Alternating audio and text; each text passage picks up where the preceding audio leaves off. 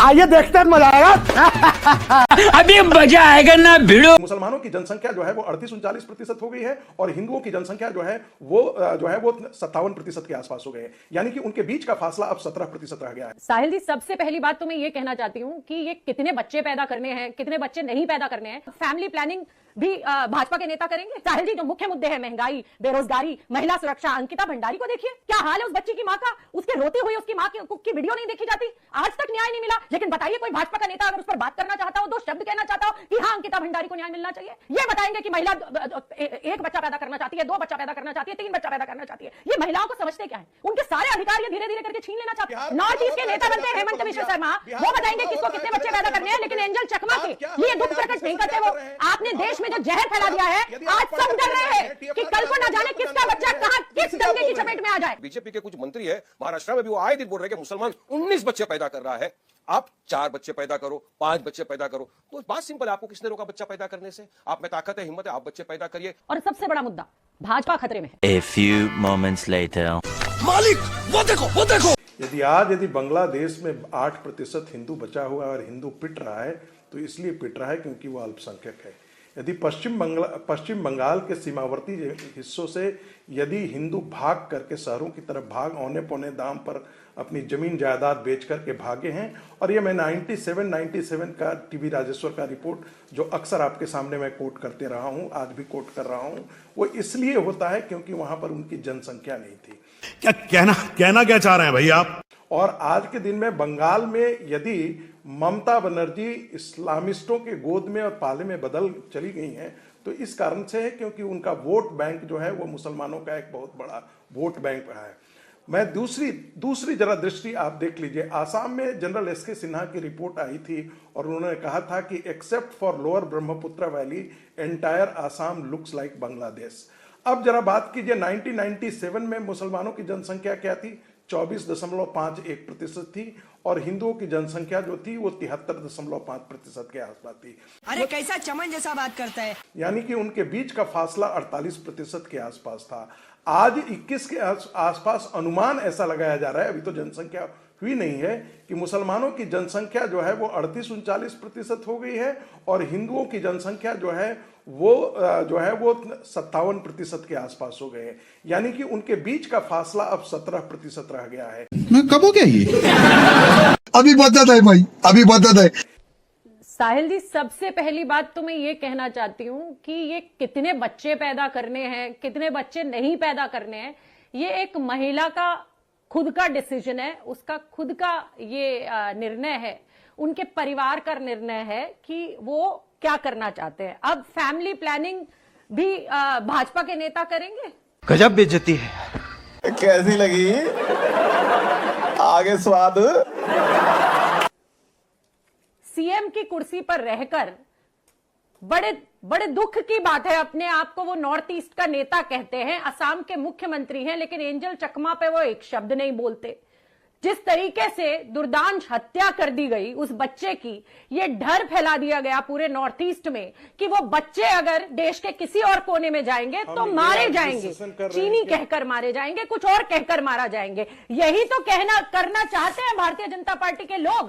Polarisation, ये population पर चर्चा नहीं करना चाहते, ये पोलराइजेशन करना चाहते हैं इस देश में। क्या बात, ये बात है। हर मुद्दा, प्रधानमंत्री चर्च जाते हैं, वहां सर झुकाते हैं, कैंडल जलाते हैं, लेकिन इन्हीं के लोग मॉल में जाकर वहां पर क्रिसमस ट्री के साथ क्या करते हैं, वहां पर सैंटा के किस तरीके से करते हैं, पर्यटक जो विदेशों से आए हुए हैं उन्हें घाट से किस तरीके से पीट कर भगाते हैं, किस तरीके से लोगों को बर्थडे नहीं मनाने देते। वहां पर अगर कोई और धर्म के लोग बर्थडे में पहुंच जाए किसी की पार्टी में तो पिटाई करके पूरा होटल का सत्यानाश और सर्वनाश कर देते हैं। ये देश में असल में भारतीय जनता पार्टी यही करना चाहती है। सही पकड़े हैं। ये इंटरनल वॉर की स्थिति है जहां इसी देश का नागरिक इसी देश का बच्चा देहरादून पढ़ने जाता है तो मारा जाता है। एक नर्सिंग करती हुई बच्ची अगर अपने बर्थडे पार्टी में 2 मुसलमानों को बुला लेती है, अपने दोस्तों को, और बहुत सारे धर्मों के साथ साथ 2 मुसलमान भी होते हैं, तो वहां ये पीटा जाता है उन लोगों को। अगर क्रिसमस मनाया जाता है तो वहां इस तरीके का हाहाकार मचाया जाता है। यही भारतीय जनता पार्टी कर रही है इस देश में। इनका आज के समय में साहिल जी जो मुख्य मुद्दे हैं, महंगाई, बेरोजगारी, महिला सुरक्षा, अंकिता भंडारी को देखिए। यही नहीं, अभी और सुनिए। क्या हाल है उस बच्ची की माँ का? उसके रोती हुई उसकी माँ की वीडियो नहीं देखी जाती?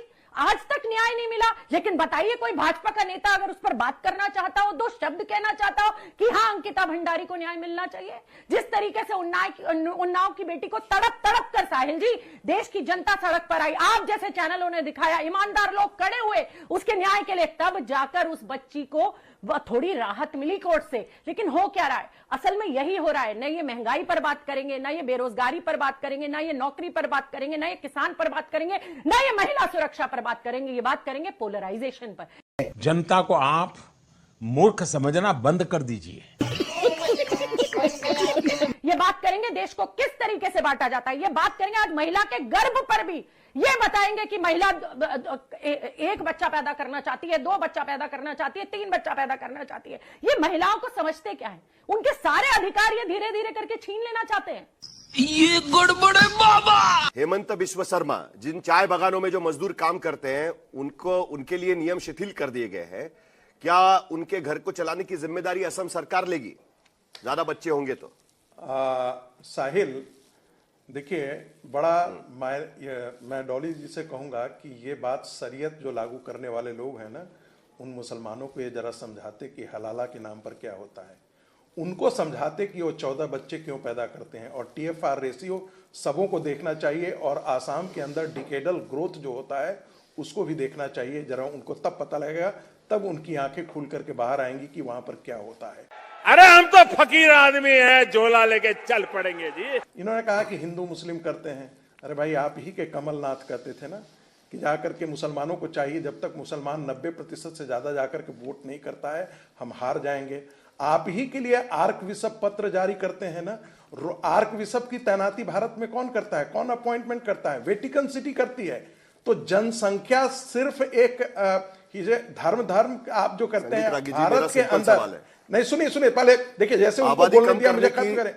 सुनिए, आप मुझे बताइए, बोल दीजिए ना। आप मुझे इस बात नहीं, मैंने सवाल आपसे कुछ और किया। प्लीज सर, प्लीज, मैंने सवाल आपसे कुछ और किया था। मैंने सवाल ये किया था, आबादी के संतुलन के लिए सरकार ने मुहिम इसलिए चलाई थी ताकि उसके पीछे एक आर्थिक कारण थे। मजा नहीं आ रहा है।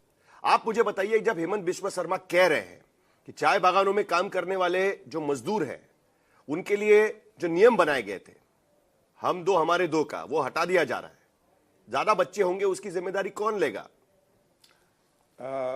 साहिल, आप घर पालने की जिम्मेदारी कौन लेगा? साहिल, मेरे आप उत्तर को सुनना नहीं चाहते हैं। डॉली जी ने लगातार बोलना शुरू किया, आपने इस सवाल का जवाब, वो सारी दुनिया की बातें इधर उधर करेंगी, महंगाई, भ्रष्टाचार, बेरोजगारी, सारी बातें आप सुनते रहे। मुद्दों पर उन्होंने एक बात भी नहीं किया। ये चुप है। मैं बार बार, यदि आप BL संतोष कहते हैं कि पश्चिम बंगाल के अंदर हमारी जो लड़ाई है वो राजनीतिक लड़ाई नहीं है, हम भारत की सभ्यता और संस्कृति बचाने की लड़ाई लड़ रहे हैं। यदि पश्चिम बंगाल में यदि बांग्लादेशी पॉकेट्स यदि घुसपैठिए, आसाम के अंदर घुसपैठिए वोटर का अधिकार प्राप्त कर ले रहे हैं और वोट कर रहे हैं उसे, तो जान लीजिए भारत की संस्कृति पर यह हमला है। भारत का घुसपैठियों को रोकिए। अरे भाई, यही जब CAA लाया जाता है तब तो ये सारे चंडाल चौकड़ी जो है वो देश में शाहीन बाग खड़ा कर लेते हैं। क्या बोला? NRC जब लाने की बात कही जाती है तो सारे ये डॉली शर्मा जवाब दीजिए। सारा विपक्षी गिरोह जो है वो आकर के खड़ा हो जाता है। SIR में ये नहीं बताया जाता है कि SIR डर उनको घुसपैठियों का है। SIR में इसलिए क्योंकि इनके राजनीतिक दामाद बन चुके हैं और इनको ये संरक्षण देना चाहते हैं। मैं साहिल जी मैं बोलूं ये सुप्रीम कोर्ट साहिल जी, इनको चुप करा लीजिए, मैं बोलूं। ठीक है, डॉली शर्मा जी जवाब दीजिए। अभी मजा आएगा ना भिड़ो। साहिल जी, बड़े दुख की बात है, बड़े दुख की बात है कि एंजल चकमा जो इस देश का बच्चा था अरे वो भाई, संगीत आज रागी हम जी के लिए कोई घुसपैठिए मुद्दा पर नहीं, बात कर रहे हैं ना। उसकी मौत कोई आज हम मुद्दा नहीं घुसपैठिए पर है। बात उस कर रहे हैं बच्चे ना। को, आज उस आसाम बच्चे के की अंदर- मौत, आसाम के अरे वो अंदर जनसंख्या पर उस बात कर रहे हैं देश ना। का नागरिक है, वो इस वही देश बात का कर रहे हैं बच्चा जैसा था, राहुल वो इस गांधी- देश का बच्चा था। राहुल आपके लिए गांधी मैंने जैसा उसके बात मुद्दे कर पर रहे बात हैं। की, आप राहुल गांधी आपके लिए जैसा वो बात कोई कर मुद्दा रहे नहीं हैं। है। बिहार नॉर्थ में ईस्ट के चुनाव नेता होता है, बनते हैं चले हेमंत जाते विश्व हैं शर्मा, बिहार वो में बताएंगे चुनाव किसको होता है, कितने चले बच्चे जाते पैदा हैं करने हैं, मध्य लेकिन प्रदेश। एंजल चकमा के बात क्या हो लिए रही है दुख यार? प्रकट नहीं डिस्कशन करते। क्या वो कर रहे हैं? आपने बाबू, देश में जो आप- जहर फैला आप- दिया है, यदि आज आप पढ़ सब कर डर के रहे आए हैं हैं, कि TFR कल को ना के जाने आपको किसका जानकारी बच्चा नहीं है। कहां किस इसलिए आप दंगे बोल की रहे हैं। चपेट में आ जाए। बात तो सही है। मतलब मुसलमानों का टीएफआर रेट जो है, टोटल फर्टिलिटी रेट, तो गिरता जा रहा है। तो किस बुनियाद पे, किस बेसिस पे आसाम के मुख्यमंत्री ने ये इल्जाम लगाया या झूठ बुलाया कि मुसलमानों का फर्टिलिटी रेट बढ़ रहा है?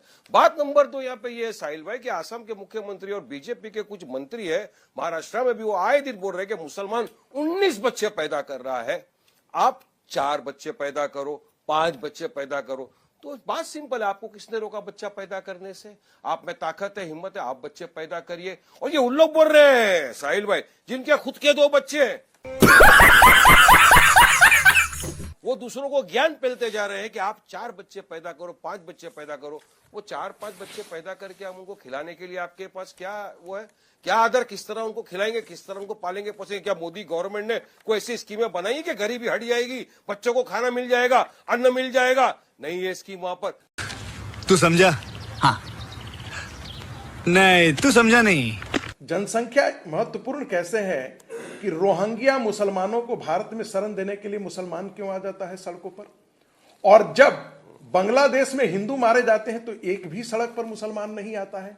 गाजा के लिए मुसलमान जो है वो आसाम और पश्चिम बंगाल के अंदर सड़कों पर होता है, लेकिन बांग्लादेश के अंदर हिंदू मारा जाता है तो एक भी कट्टरपंथी मुसलमान, देखिए प्लीज, ये क्या अपनी अपनी बात देखिए साहिल, जरा 1 मिनट सबको शांत करिएगा, सबको शांत करिएगा, सबको शांत करिएगा, सबको शांत करिएगा। कौन कैसे वोट करेगा या ये कौन डिसाइड करेगा? क्या इसका उपाय यह है कि आप हिंदुओं को कहेंगे 3 बच्चे पैदा करिए, उनके घर की जिम्मेदारी कौन लेगा? अरे हम तो फकीर आदमी हैं, झोला लेके चल पड़ेंगे जी। कौन लेगा उनके घर की जिम्मेदारी? क्या सरकार उनको पैसा देगी? क्या सरकार उनके लिए एडिशनल फंड की इंतजाम करने की कोशिश कर रही है? यहां पर किस तरीके की बात यहां पर हो रही है? डॉली शर्मा जी जवाब दीजिए। साहिल जी, जो आपने कहा, मैं इनसे पूछना चाहती हूँ, शिक्षा, स्वास्थ्य, रोजगार, इनकी गारंटी क्या हेमंत विश्व शर्मा लेंगे? अगर वो इस तरीके के बयान दे रहे हैं, वो लेंगे? आज तो आप नौकरियां दे नहीं पा रहे, हम 47 साल में सबसे ज्यादा बेरोजगारी से जूझ रहे हैं। बात तो सही है। असल में साहिल जी, ना हिंदू खतरे में है, ना मुसलमान खतरे में है। संविधान खतरे में है, नौजवान खतरे में है, किसान खतरे में है, रोजगार उनका खतरे में है। और आप, एक और मोटी बात है और सबसे बड़ा मुद्दा, भाजपा खतरे में है। कैसी अपमानजनक बातें कर रहा है लड़का ये।